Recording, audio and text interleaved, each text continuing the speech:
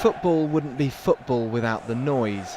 But as some terrace banter moves online, some fans are saying things they wouldn't try and get away with in person.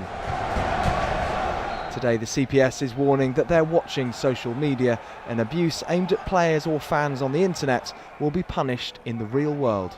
We're talking about those extreme examples where people use what they think is the anonymity of the internet to say things to somebody that they wouldn't say to their face. If banter's part of the game in football, isn't this going a bit far? You're taking the fun out of the game, aren't you? Well, my answer to that would be to quote a player that I know quite well who said to me, I don't mind being told I'm useless with one or two words attached to it, but I don't like people attaching my colour to it. After Rio Ferdinand received a racist tweet during a Manchester derby last year, a 15-year-old was arrested. That's after student Liam Stacey ended up in jail for racist remarks he made about Fabrice Muamba after the player collapsed on the pitch.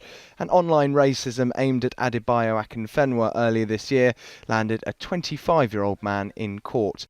That man also targeted Clark Carlisle, who now represents players. When that interaction oversteps the mark into vitriolic, racial or discriminatory abuse, then that's when you have to draw the line. And especially when it's brought into your home via social media. But aren't top-flight footballers paid enough to ignore the football trolls? A footballer is still a working person, and a football pitch is his place of work. And just because you're perceived as having a high salary, it doesn't actually give anybody the right to hide behind a computer screen and abuse you.